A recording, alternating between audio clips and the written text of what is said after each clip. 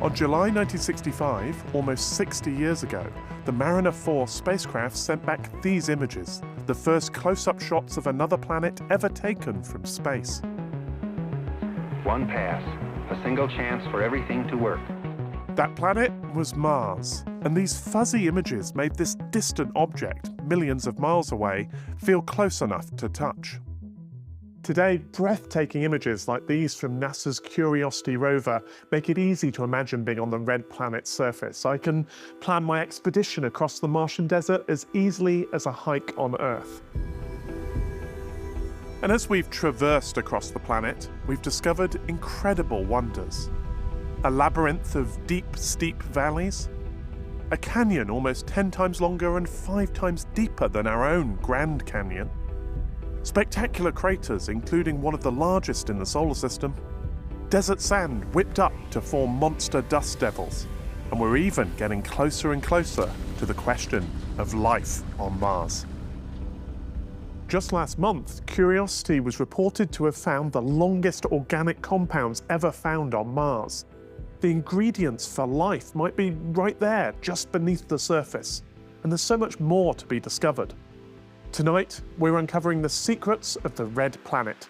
Welcome to The Sky at Night.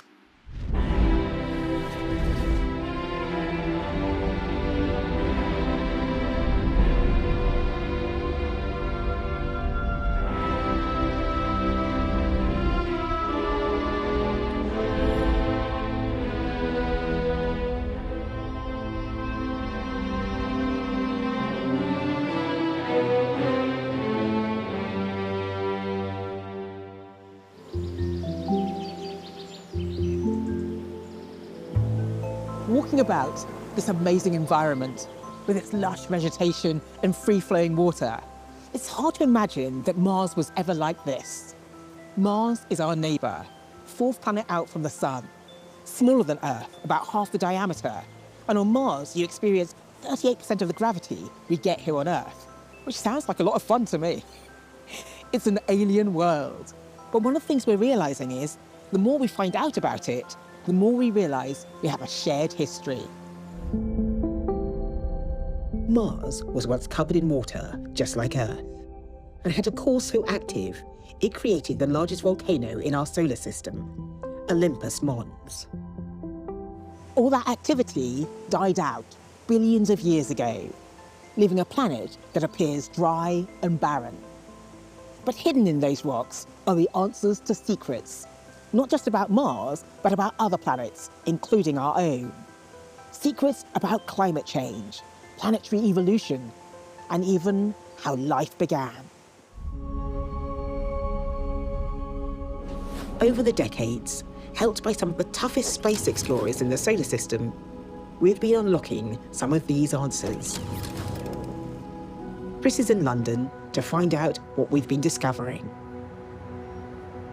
In 1976, the Viking 1 lander touched down on the Martian surface, providing us with our first clear images from the planet.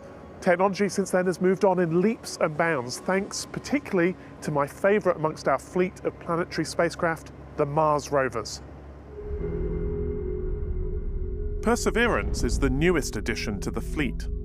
Landing on Mars back in 2021. Is equipped with an array of instruments, including several cameras capable of sending back images that transport you to the surface. I'm meeting geologist Sanjeev Gupta, a member of the team running the rover, to take a trip across the red planet. Sanjeev, this is astonishing. I feel like I'm actually on Mars. We kind of are. These are images from the Perseverance rover in Jezero Crater. What was it like seeing this landscape for the first time? Oh, sort of kind of surreal and extraordinary, because it actually looks like an Earth-like landscape. We could be in the desert in Nevada, Utah, and yet we're on Mars, hundreds of millions of miles away. It's really quite weird. Situated in Mars's northern hemisphere, Jezero Crater was formed when an asteroid struck the surface of Mars about 4 billion years ago. The early images sent back by the rover showed a rock-strewn landscape containing clues of what early Mars must have been like. So, You're the geologist. Tell me what you see when we look around this site. Oh, so this panorama was taken early on after we landed, and this is sort of within the crater, and we're looking out towards the west, and we can see we're actually stood on rocks that we actually had no idea what they were before we landed. So what did these white rocks, these light rocks, turn out to be? So we argued about it for ages, and then it's when we applied some of our detailed chemistry instruments that we were able to work out that these are actually volcanic rocks. And what was the giveaway? What was the kind of evidence that you got? So we could actually map in detail the grains, in particular grains of a mineral called olivine, and it was very, very clearly of volcanic origin. It's volcanic rocks like these that could one day tell us about the inner workings of Mars. But the landscape itself also has clues that tell us how this part of Mars once looked.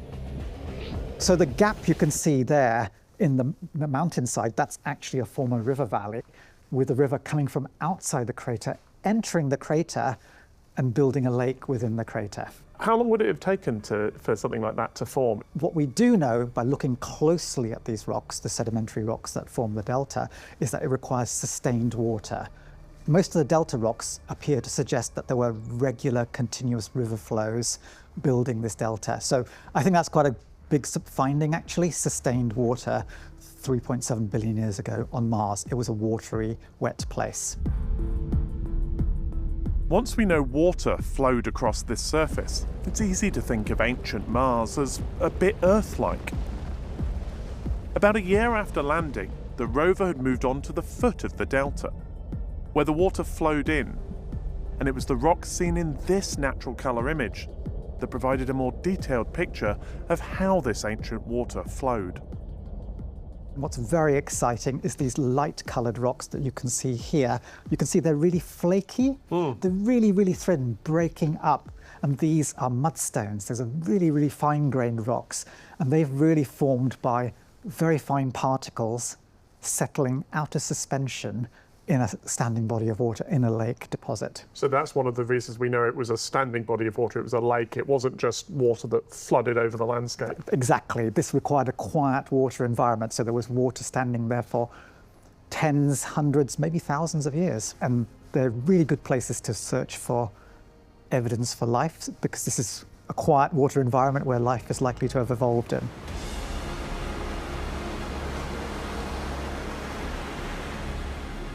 The picture we're getting is of the kind of watery conditions where life could have evolved. But to find out if it did, we need a closer look at those rocks. And so Perseverance has been collecting samples in the hope that one day they'll be returned to Earth for analysis. In the meantime, the rover has moved on, and having travelled about 20 miles since it landed, it's reached the crater's edge, sending back this wonderful image just a few months ago. Wow, this is just beautiful. Where are we?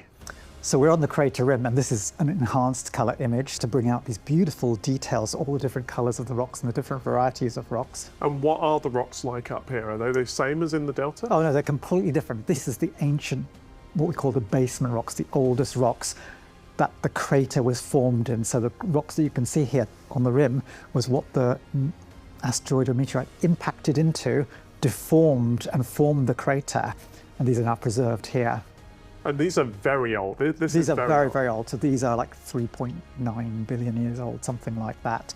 And we have really no idea what they are, and we're just trying to reconstruct that at the moment. And the nice thing, I think, is that this landscape is older than anything we have on Earth. That's right, yeah. Some of these rocks, and if you look beyond in the distance, those rocks, those are older than anything we really have. And so really get the deep understanding of the early history of rocky planets here. In this beautiful place. Thank you so much for showing us it. Pleasure. Our existing rovers are building up our understanding of the red planet's past. But soon, future missions could do even more. Maybe even answer the ultimate secret. Was there life on Mars? ESA's ExoMars project is hoping to answer just that. The mission includes the UK-built Rosalind Franklin rover, due to launch in 2028. It's equipped with next-generation instrumentation, and it's on the hunt for well-preserved organic biomarkers hidden beneath the surface. But it's rocks much closer to home that are helping it prepare for its mission. Maggie's headed north to find out. Exposed slabs of rock found all over Scotland were formed millions, if not billions of years ago. Layer upon layer of sediment and dead material compacted together, trapping evidence of early life. But the question is, could the same be found on Mars? To find out what rocks on Mars could reveal about possible former life on the planet, we first need to understand where to look here on Earth. And so a team of scientists are analysing samples from the northwest of Scotland to reveal the chemical signatures of ancient life. I'm joining Claire Cousins of the University of St Andrews to find out more. So Claire, you've been collecting samples. Can you tell me more about them? Yes, absolutely, Maggie. So we've been looking at some rocks in the northwest of Scotland. So this is one of them here. And these rocks are amazing because they're about 1 billion years old, but they're incredibly pristine. So can you talk me through the rock? Yeah, absolutely. So if you look really carefully just at the very surface, you can see this kind of spiderweb sort of structure. This is left behind by microorganisms that were living their best lives, kind of left behind this beautiful sort of network of sort of trace structures in this rock. And it's by analysing the rocks using an electron microscope that the geochemical signature of this previous life can be found. This rock was made from muds, these really fine-grained sediments in this wet environment.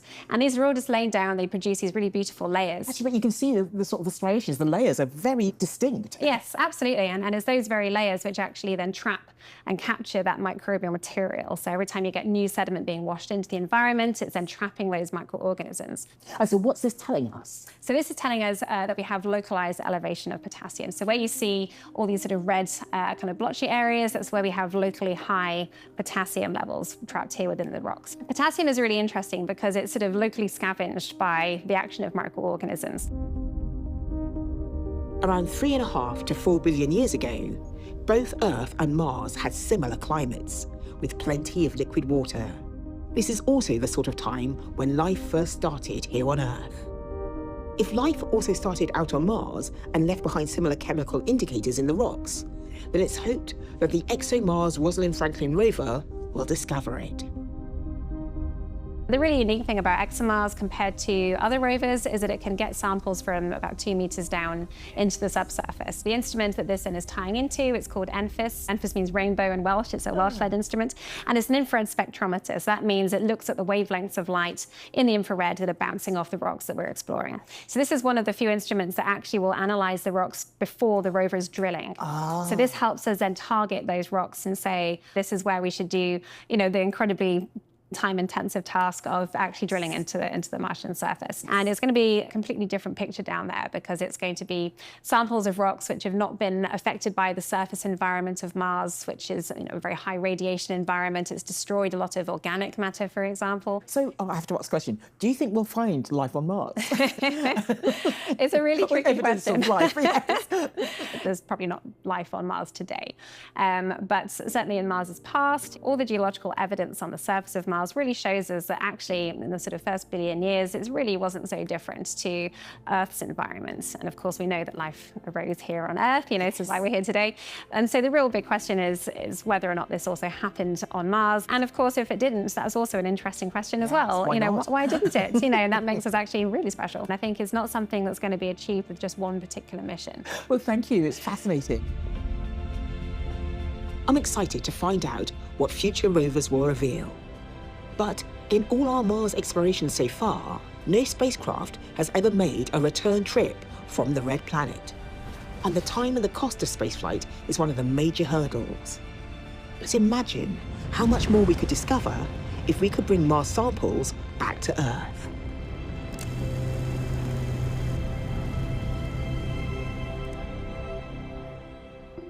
Guest presenter Dr. Maggie Aderin is at Bletchley to find out about an exciting new approach that could one day help make that a reality. Since the first rockets were launched almost 100 years ago, the fundamentals have actually changed very little. Sure, there have been some improvements in efficiency and in fuel type, but chemical liquid fuel remains one of the most widely used methods of propulsion. And here we go. These traditional engines are still the only way to get a spacecraft past Earth's gravity and atmosphere. But attempts are being made to truly revolutionise space travel. Some are looking at solar sails, others at theoretical warp drives, and one UK company is going nuclear. I'm meeting James Lambert from Pulsar Fusion to find out more.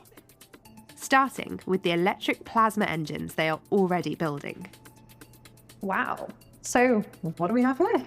So this is one of our electric propulsion engines, and it works by taking an inert gas and using an electric current to push it out of the engine. That's how we get these really high exhaust velocities. Amazing. I love the design. I feel like if I had one on each hand, I could be like Iron Man. Exactly like Iron Man, yeah. And are there different sizes? Is this the only one? So this is one of our 500 watt engines, quite small, but we also have, over here, a 5 kilowatt engine, much larger, but really just a scaled up version of what I was just holding in my hands. Engines like these are commonly used for satellites and even small spacecraft. But it's by turning the electric plasma engine nuclear that they hope to change the future. The goal is to build our Sunbird project, and this is all about maintaining these really high efficiencies, but increasing the thrust of the engine so that you can fly more ambitious projects. So I'm talking about interplanetary missions out to the outer planets or big science missions. So what kind of propulsion is that? So this is our fusion propulsion concept. It uses nuclear fusion to actually drive a plasma out of the back of the spacecraft, and that's its source of propulsion. So what are the fuel savings between using traditional chemical liquid rockets versus nuclear fusion? Right, it's a huge trade-off. Because the fusion engine is so much more efficient, it's anything from 100 to 1,000 times more effective. So we can carry 100 to 1,000 times less fuel. The concept that they are developing would see a bank of engines docked in space. Fueled by nuclear fusion, they will then connect with a launched spacecraft and power it through the solar system at high speeds. So at the moment, with our traditional methods, we're looking at a round trip to Mars for about 2 to 3 years. But with this, you're saying? Down to a year or better. Amazing. Yeah. So this kind of technology could help us make bringing sample returns back from Mars a reality, and hopefully eventually getting humans to Mars a reality. Absolutely, the works. Putting a new space station in orbit around Mars suddenly becomes much easier as well. What stage is it currently at? So at the moment, we're deeply embedded in all of the computer simulation of the reactor and how it would work. The next step is all about building the chamber to actually test it in. That is so exciting. Good luck, guys. Thank you, Maggie. It's early days for the Sunbird project, but it's big dreams like these that could change the way we travel through space. Until then, we continue to observe from a distance, but that doesn't stop big discoveries being made.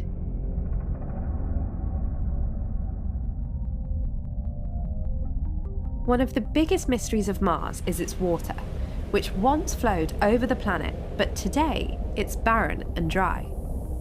And yet, there are things moving on the surface of Mars, just as we'd expect if water were present. Maggie's in Scotland meeting planetary geologist Lonneke Roelofs, who has been trying to solve part of this puzzle. Lonneke, lovely to meet you. Now, we talk about water on Mars, because when we look at Mars today, it is dry, it is barren, it is red, very unlike this. But I guess we believe that there used to be water flowing on the Martian surface. Yeah, so we have quite a lot of evidence for that, both from minerals that we observe, but also actually from landforms. And I can show you an example if you want. This is a river delta somewhere on Earth, and this is a similar river delta, but then fossilized on the Martian surface. So I guess this gives us the evidence that there was water on Mars. Where's it gone? Yeah, so that's actually a big mystery. So part of the water on Mars is still present in its ice caps. So Mars has polar caps. Part of it is as ice in the ground, And very, very deep underground, there might be a trickle of liquid water left, but there's no liquid water on the surface anymore. While a fraction of the water may still remain on Mars, the vast majority was lost to space. And yet something very eerie has been spotted happening on the Martian surface.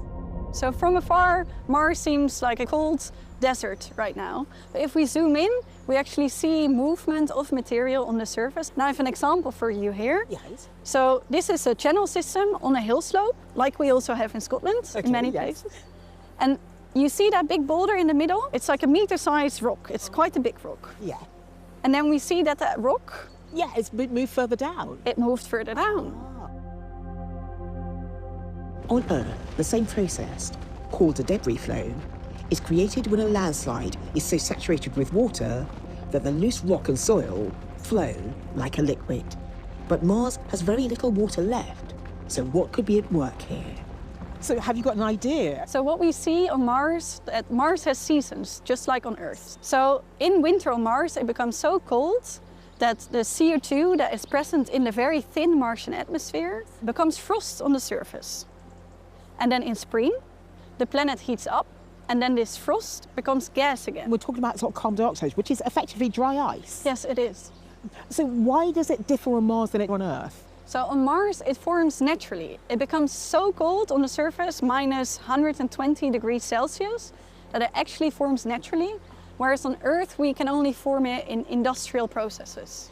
Yes, but the sublimation process happens here on Earth because you have dry ice and then there's no liquid, it just sort of vaporizes. Exactly, so that happens on Mars as well. But the difference is that on Earth, when the CO2 ice becomes a gas, it expands a little bit, but the atmosphere is quite thick, so it pushes back on the gas. But on Mars, the atmosphere is very thin, so if it goes from an ice to a gas, it's much more explosive. Yes, but a much bigger volume of gas, yes, exactly. Which can cause the flow. Exactly. Okay, so that is a nice theory, but have you got any evidence to support this theory? Yeah, so we have remote sensing data that shows that the time of activity in these systems is the same as the moment in time in the Martian year when the CO2 ice sublimates. But that's only indirect, right? We don't have a rover there filming it, because you don't want your multi-million rover just sitting there end watching. up under this debris flow. Oh yes. So what I have done is I've recreated the Martian environment in the lab. What does that involve? Yeah, so this Mars chamber is an old diving chamber in which we can lower the atmospheric pressure to mimic the low atmospheric pressure that we have on Mars. Yes. And we can then make these debris flows driven by the sublimation of CO2 ice. So did it work? What were the results? It worked. It actually did work. So this CO2 can actually make this sandy material behave like a liquid. So that's really, really exciting. But it must be wonderful for you because this is your research. Yeah, this is your theory. Yeah, I was jumping up and down in the lab when this for the first time happened, of course. Oh. It's a new geologic process. Geology always often feels as if we know it all. And so coming up with a whole new process must be exciting for you and your team. Extremely exciting. Fantastic. This new discovery has big implications, as it may suggest that there was less water on Mars in the past 5 billion years than was previously thought. While many mysteries still remain about Mars, for astrophotographers here on Earth, spending time observing the red planet can reveal some of its secrets. Pete is in Bletchley, taking us through his own mission to Mars. I will admit I have found Mars frustrating over the years. I first saw Mars in the 70s through a homemade 222mm reflecting telescope, and I couldn't really see much detail on it at all. And I wondered what all the fuss was about. You get a good view of it for a few months around opposition when it's closest to the Earth, and then it takes 2.1 years before it gets to the next opposition. But as you do study it and you keep with it, you will notice that there is detail there, and those details get sharper and sharper. The first thing that became apparent was the bright polar cap. And then I could pick out the subtle markings on the surface, which are basically exposed rock. The rest of the surface, the sort of orange, pinky hues, are down to the sands of Mars, the deserts of Mars. It's a wonderful planet to measure your improvement in astronomy. So if you want to start your own Mars journey, here's how. Mars is an easy spot when it's in view and bright, thanks to its distinctive orange hue. And now is a good time to try and catch it before it gets compromised by the bright summer skies. To locate it in mid-May, just look to the western horizon, about a third of the way up from the horizon as the sky is getting dark. It then moves east, and by mid-June can be spotted next to the bright star Regulus. But the window to see Mars will be getting narrower all the time. Look for the pairing around 11:30 p.m, low above the western horizon. As Mars moves away from its opposition at the start of this year, telescopically seeing it at its best will need to wait until early 2027 as it approaches opposition again. But a naked eye spot of our red neighbour is always a beautiful sight. As we move into June, the nights get shorter and brighter, and that makes stargazing that bit harder to do. But it also brings the possibility of one of my favourite summer sights, noctilucent clouds, or NLCs. And if visible, these are typically seen from late May through to early August in the Northern Hemisphere. These high-altitude ice sheet clouds form in a narrow layer about 50 miles up, high enough to reflect the light from the sun after it has set. They appear to shine in the deep twilight, giving them their name, noctilucent meaning night shining. NLCs are easy to recognise because they're quite unlike regular clouds, glowing against the deep summer twilight. They typically show an electric blue colour and often have fine structures such as herringbone patterns.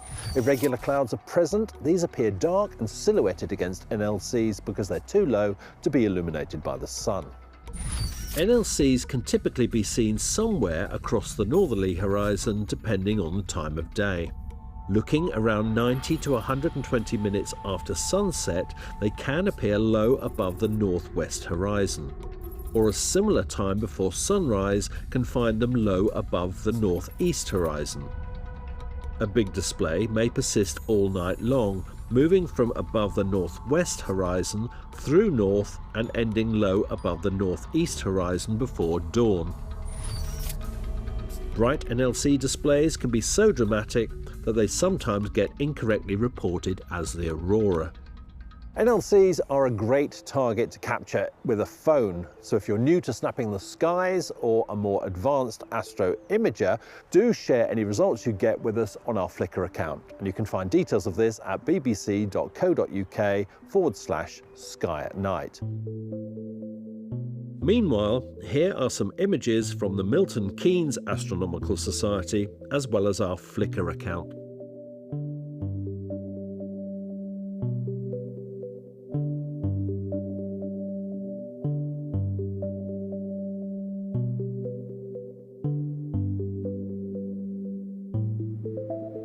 Since humanity first looked up at the night sky, we've been fascinated by Mars, that pale red dot in the night sky. But now, year by year, mission by mission, decade by decade, we're finally beginning to unravel its story, turning that pale red dot into a world. Good night.